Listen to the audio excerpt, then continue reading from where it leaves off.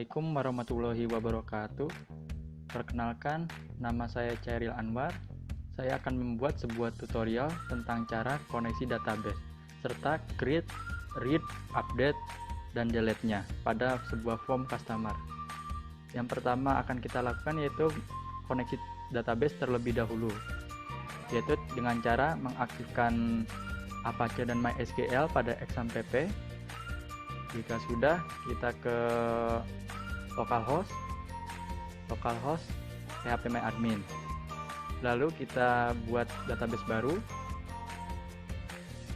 Misal kita beri namanya dbsi 543. Lalu klik buat. Lalu kita buat table customer. Di sini kita kasih nama yang pertama kode customer. Lalu tipe datanya varchar dengan nilai 30 dan jangan lupa memberi primary key. Selanjutnya nama customer dengan tipe data varchar sama, lalu panjang nilai 100. Yang selanjutnya email varchar panjangnya 200, lalu simpan. Oke, database sudah kita buat. Selanjutnya kita membuat new project pada aplikasi NetBeans. Kita buka dulu NetBeans-nya. Kita pilih file, lalu new project. Kita pilih kategori Java application, lalu next. Di sini kita beri nama appsi 543 misalnya, finish. Nah, di sini kita ke menu library, klik kanan, pilih add library terlebih dahulu untuk koneksi database-nya. Di sini kita pilih MySQL, lalu add library. Selanjutnya kita klik kanan pada source pack, lalu pilih new, pilih other. Kita pilih persistent, lalu pilih persistent unit. Next. Selanjutnya kita database connection. Kita pilih new database connection, kita next, lalu kita database-nya inputkan sesuai yang telah kita buat. Misal tadi kita dbsi 543, lalu test connection, koneksi berhasil. Selanjutnya kita klik finish. Nah, di sini ada table generation strategi, jangan kita pilih create tapi kita pilih none, lalu finish. Nah, di sini ada persistent unit name, kita copy. Lalu selanjutnya kita buka ke appsi543.java. Nah, di sini kita masukkan script.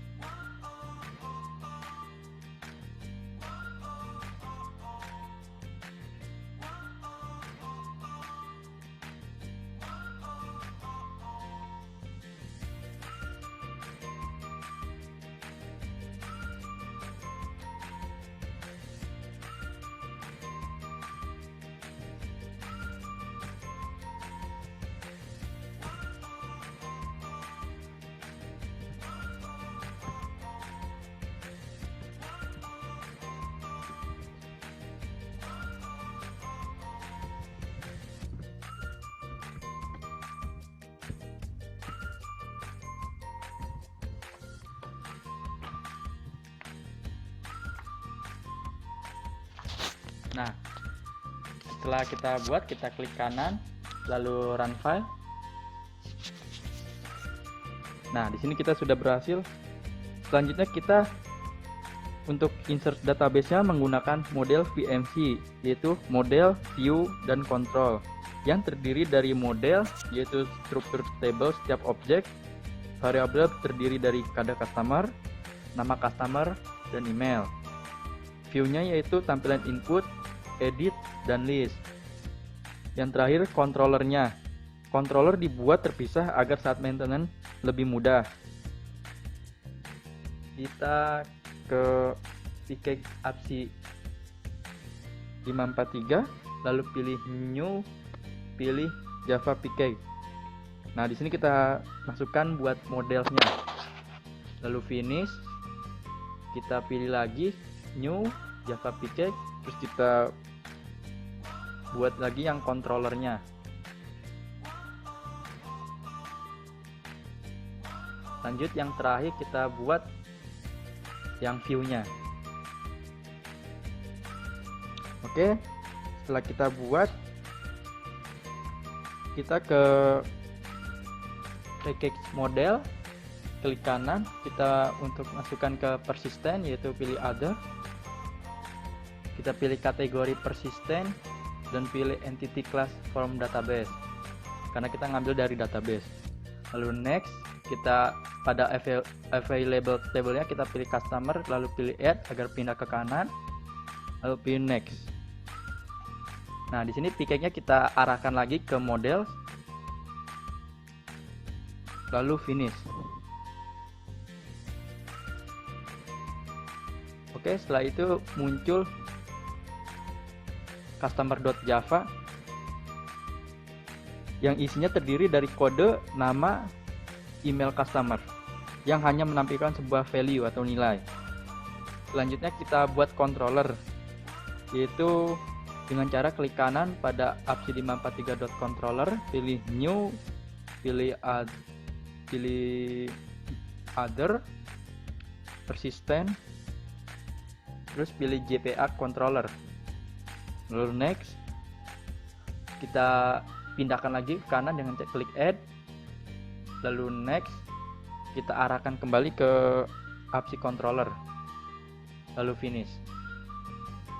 Oke.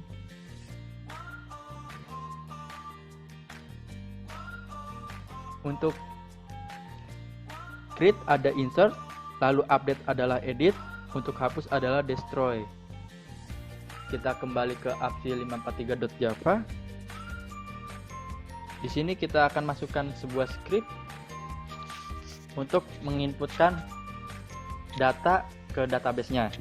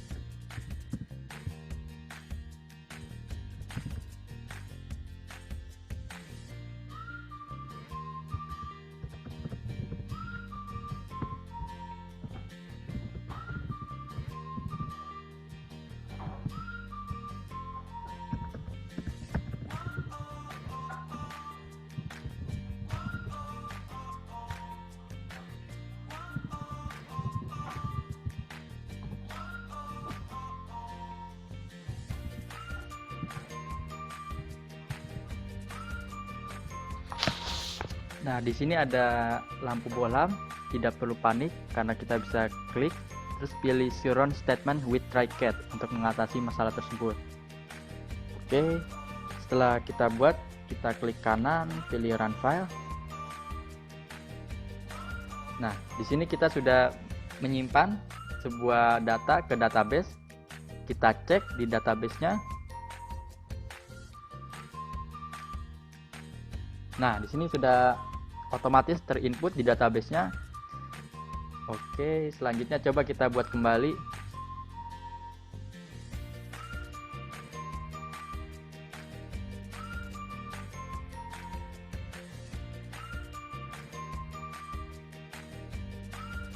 Lalu run file kembali. Nah, untuk yang kedua kalinya pun bisa. Dan jangan lupa untuk kode customer tidak boleh sama karena kita menggunakan primary key. Oke, selanjutnya yang kedua kita akan membuat insert Java, yaitu dengan buka NetBeans kembali, kita pilih package apps543.view, Lalu kita klik kanan, pilih new, pilih G-frame form. Oke, kita beri nama form customer, lalu finish. Nah, di sini kita akan membuat sebuah tampilan yang terdiri dari 3 buah label dan 3 buah text field dan 1 buah button terlebih dahulu.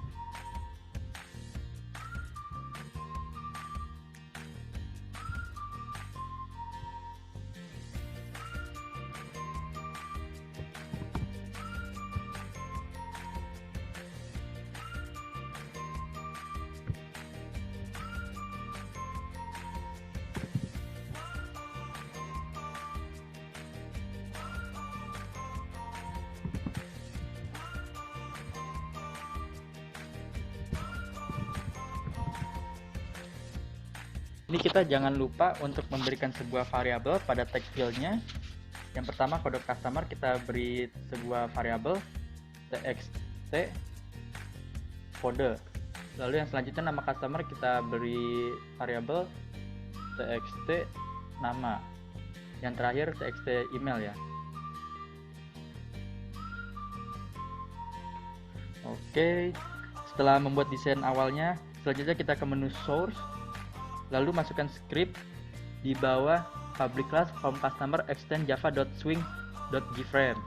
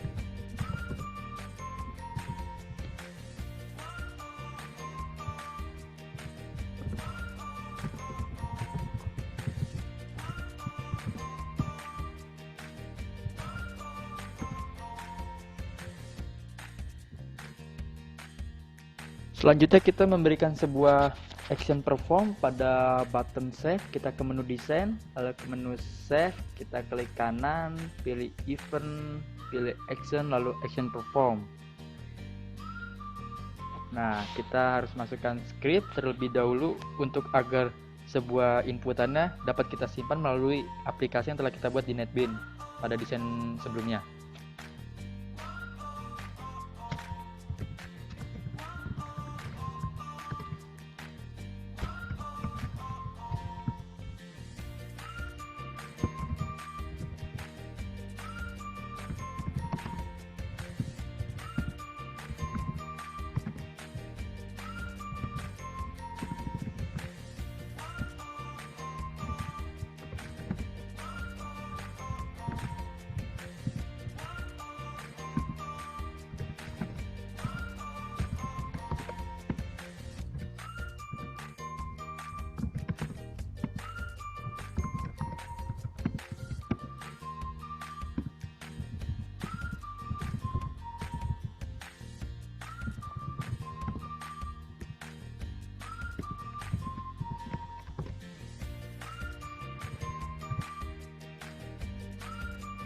Ada bohlam kembali, jangan lupa kita pilih surround statement with try-catch.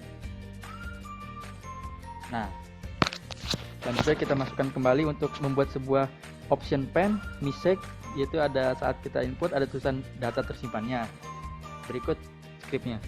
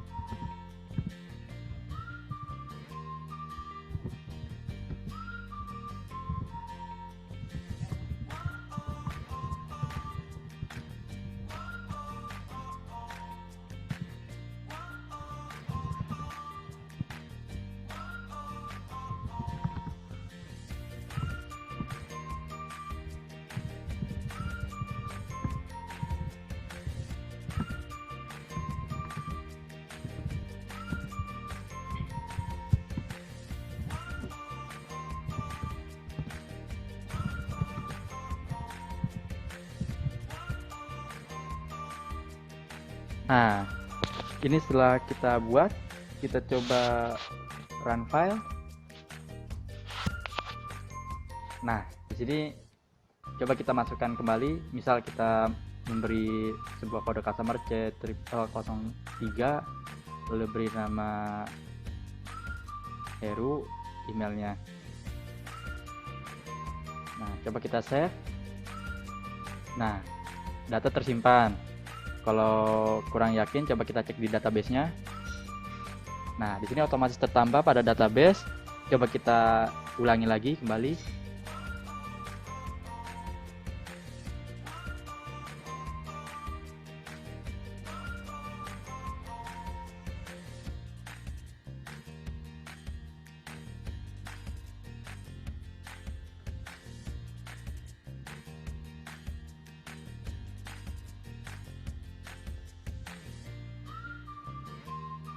Oke, kita setelah buat 5 kali, nah otomatis di database-nya sudah terbuat.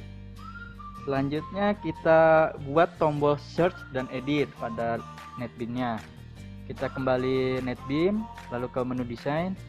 Jadi kita tinggal tambahkan 2 button, yaitu button search atau cari. Lalu yang kedua ada update.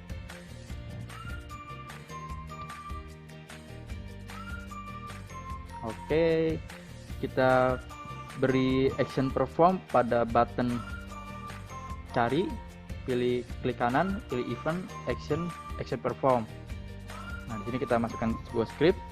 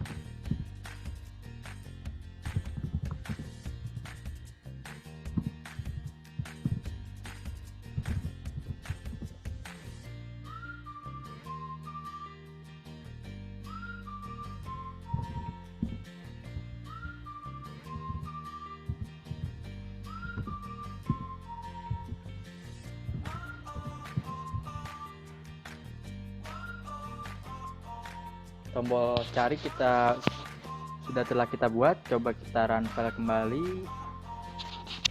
Di sini misal kita cari C0004, itu cari. Nah, otomatis ada pada kolom nama customer dan email terinput kembali. Selanjutnya kita akan membuat sebuah option pane-nya, ada sebuah tombol update. Kita kembali ke menu desain, lalu pada tombol update kita klik kanan, event action perform.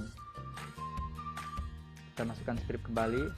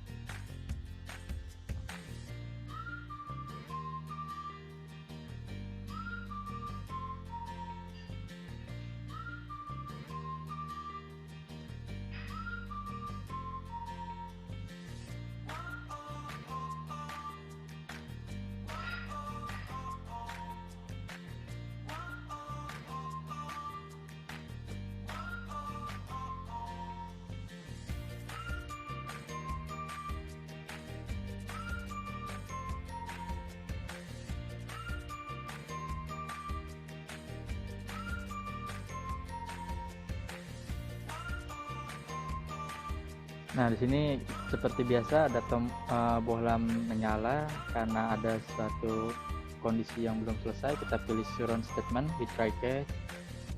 Kita di sini masukkan kembali untuk option pane-nya pada sebuah data terupdate. Kita ambil dari data tersimpan, kita copy, lalu kita paste di sebelumnya, lalu ubah data tersimpan menjadi data terupdate. Oke, setelah selesai kita coba run file. Misal kita mengubah pada kode customer nomor CF3002, kita klik cari. Di sini kita ubah nama customernya menjadi misal Rian, lalu emailnya rian@gmail.com. Kita klik update. Di sini ada message data terupdate. Coba kita cek pada database-nya, kita refresh, otomatis pada database pun terbarui karena sudah kita update sebelumnya. Oke, yang selanjutnya kita membuat sebuah button delete. Kita kembali ke menu desain pada aplikasi NetBeans, kita masukkan kembali buttonnya, kita ubah menjadi delete. Oke. Kita beri action perform, lalu kita masukkan script customer set destroy.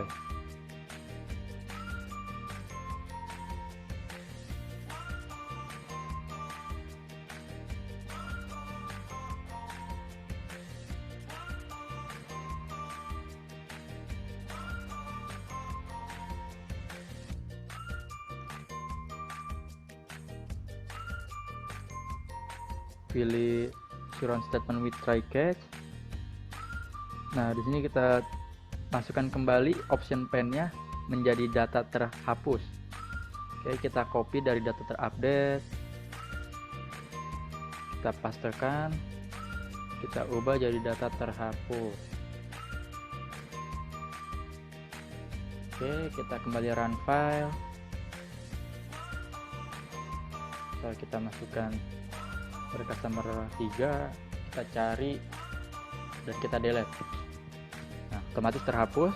Kita cek kembali di database-nya untuk memastikan dan terhapus juga pada database-nya. Yang terakhir kita membuat sebuah table pada NetBeans kembali. Kita ke NetBeans, kita kembali ke menu desain. Kita tarik terlebih dahulu pada panelnya agar diperluas. Kita ke menu palette, kita pilih table, kita drag and drop. Oke. Di sini kita berikan sebuah variabel tabel customer. Oke. Kita kembali ke menu source. Lalu kita scroll ke atas untuk memasukkan sebuah scriptnya. Nah, di sini di bawah public from customer. Oke. Kita masukkan scriptnya.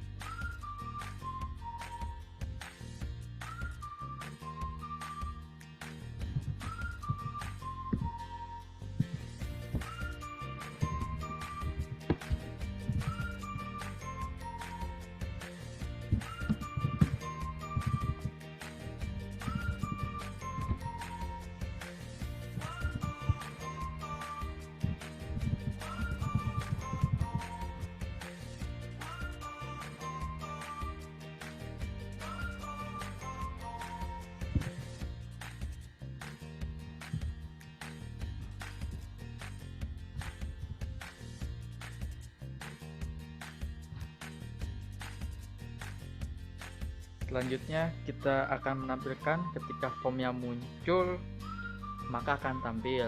Kita klik kanan pada panel, lalu pilih event, Windows Open. Oke, kita berikan sebuah script tampil customer. Oke. Nah, setelah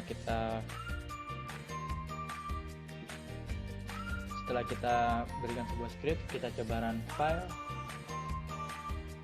Nah, otomatis data-data ada di database terinput pada aplikasi di sebuah NetBeans-nya. Untuk mempermudah, untuk mempercantik tampilan, bisa kita ubah sesuai keinginan. Misal bisa memberi gambar, mengubah tulisan warnanya atau buttonnya dan lain sebagainya. Berikut caranya. Silakan kita kreasikan sesuai keinginan masing-masing.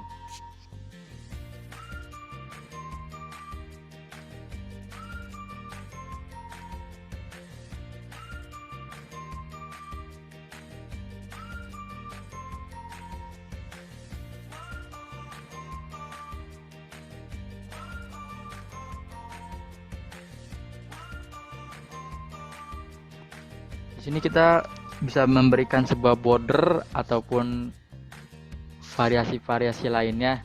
Cuman biar secara umum kita membuat sebuah tampilan yang sederhana saja.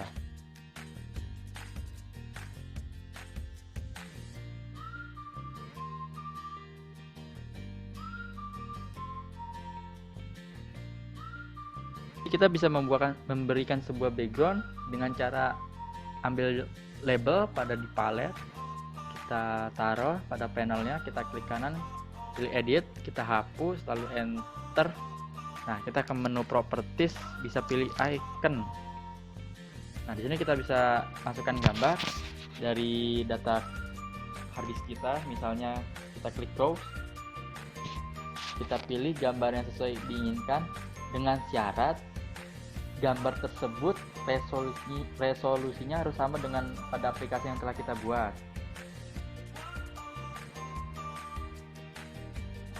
Kita klik OK.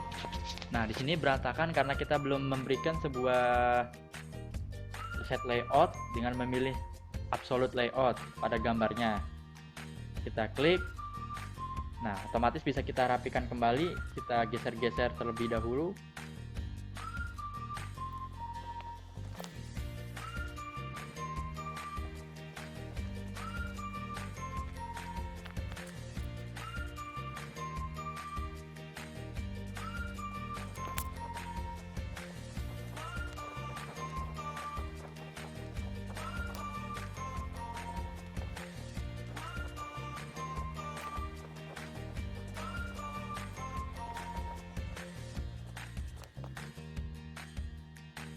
Kita kembali run file.